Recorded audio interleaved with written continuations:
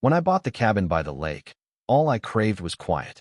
After 22 years deployed to every war-torn corner of the globe, silence was worth more than a vault of gold. No crowds, no HOA debates over mailbox sizes, no neighbors prying into my past. Just me, my coffee, and zero incoming fire, literal or otherwise. The cabin was my uncle's, a Gulf War vet who fished full-time and spun conspiracy theories part-time. He passed a few years back, leaving the place to me in his will. I finally cashed out, grabbed a six-pack, and vanished. For 3 glorious days, it worked. The cabin was rough but sturdy. The dock groaned, the shutters whined, and the pantry had a funky smell I chose to ignore. But it was peaceful, the kind that loosens your shoulders and unclenches your jaw without you noticing. Then I saw the footprints.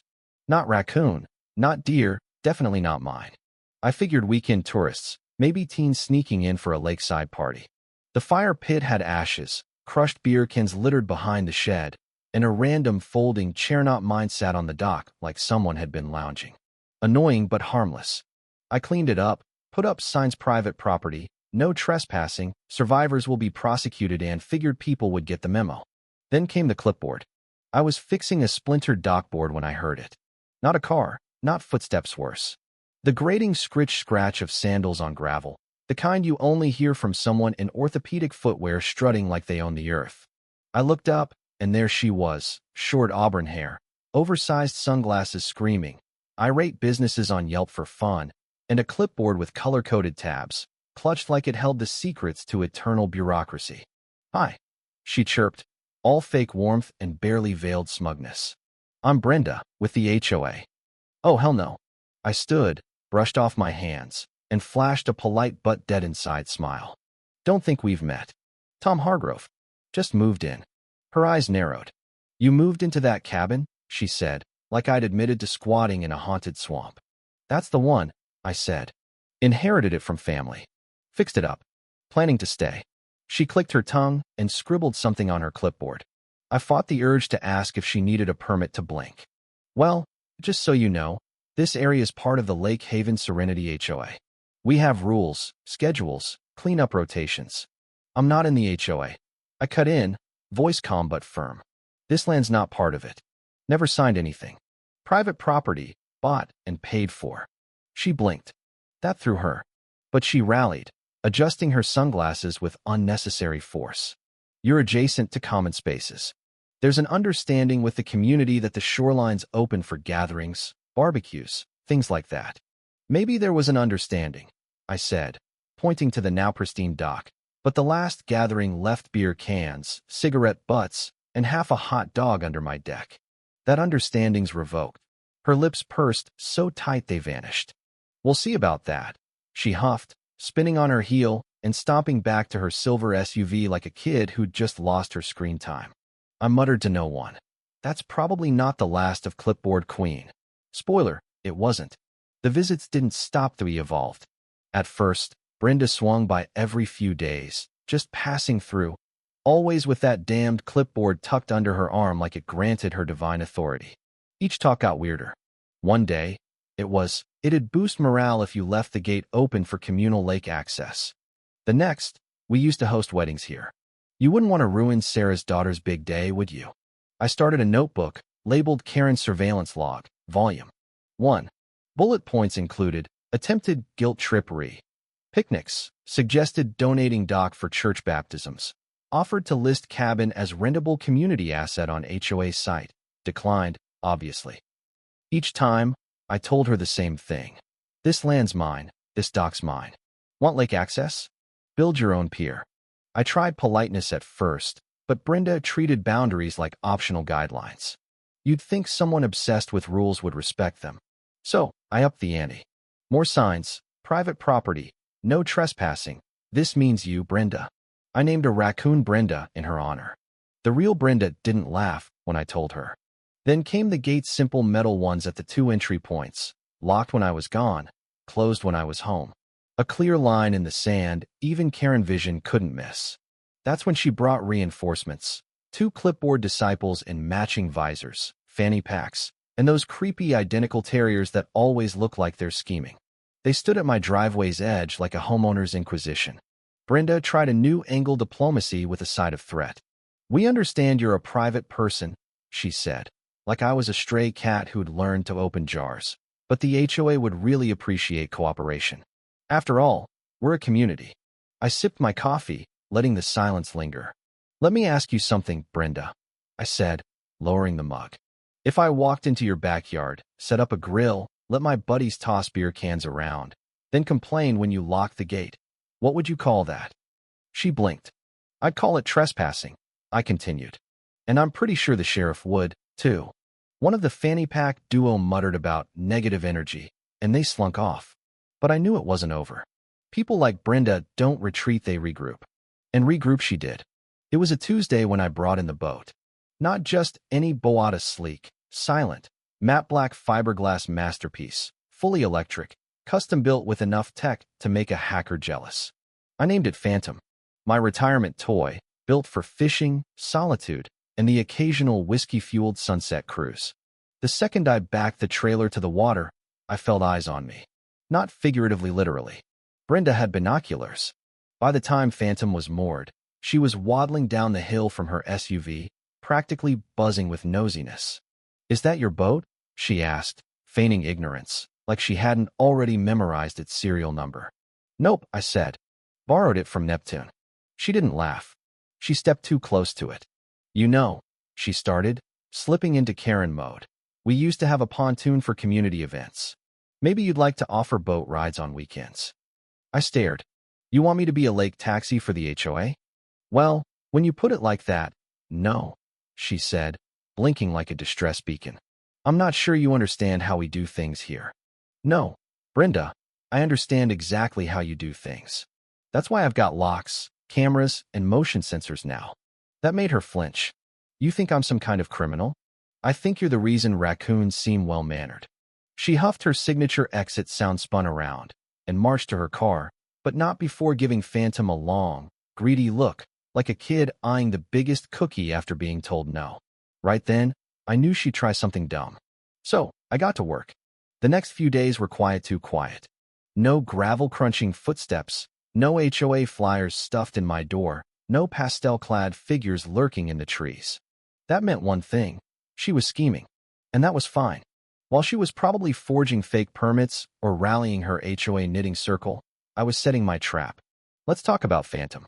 It wasn't just a boat, it was a project, born from a career where paranoia was a survival skill. It had GPS tracking with remote override, an encrypted smart system linked to my phone, a proximity-based lockout, and the piece de resistance, loop mode.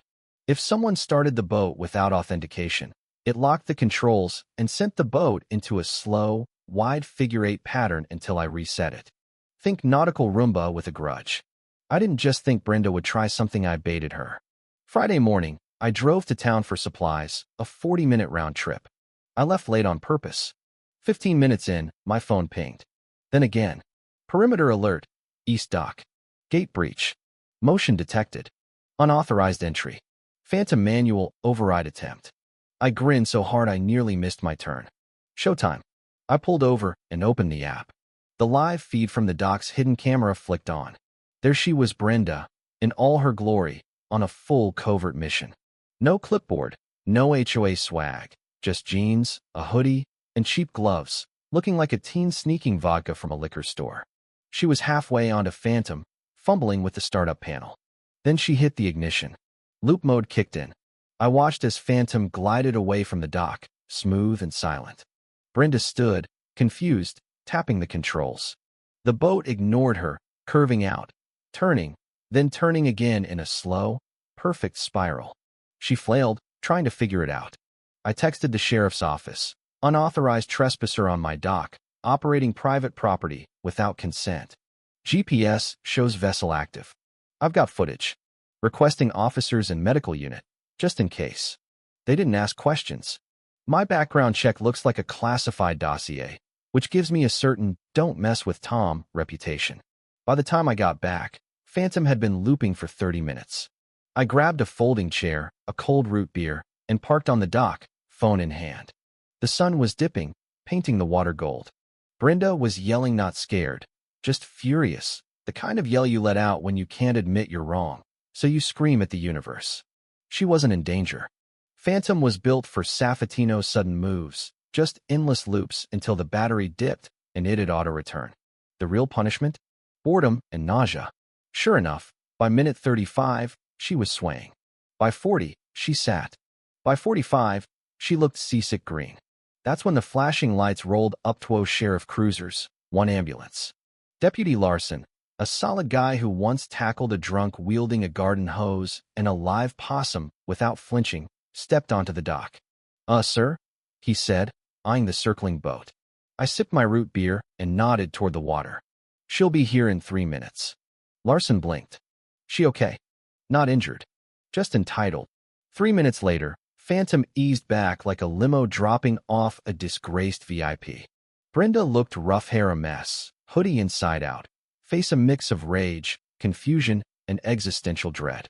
She tried to step off, missed, and flopped onto the dock. Larson and his partner helped her up while the medic checked her. Larson asked what happened.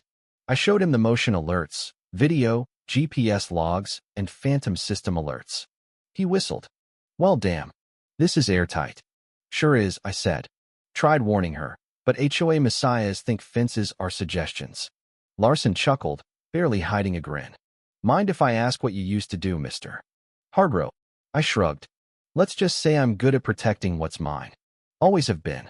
He glanced at Brenda, now dry heaving into the bushes. Duly noted.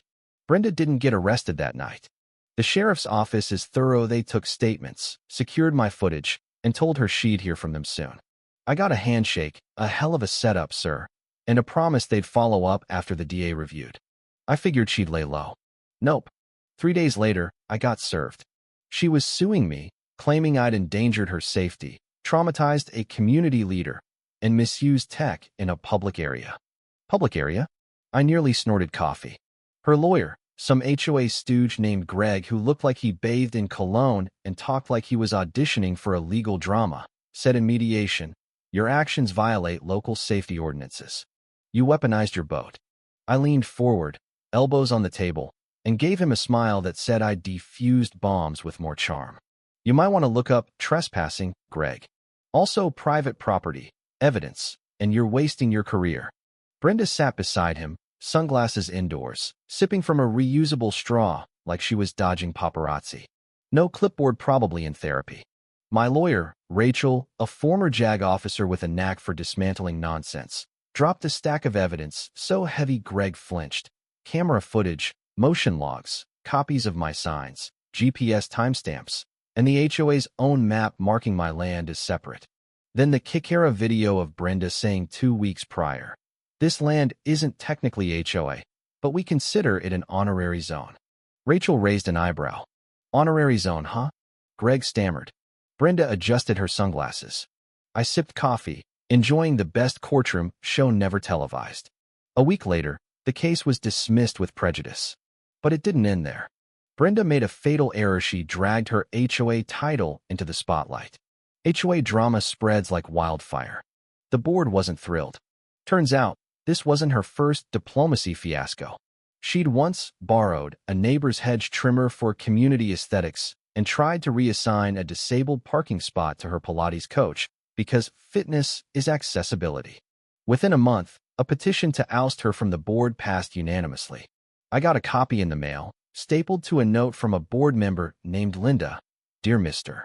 Hargrove, while the HOA doesn't condone theft or trespassing, we sincerely thank you for doing what we couldn't. Enjoy your boat."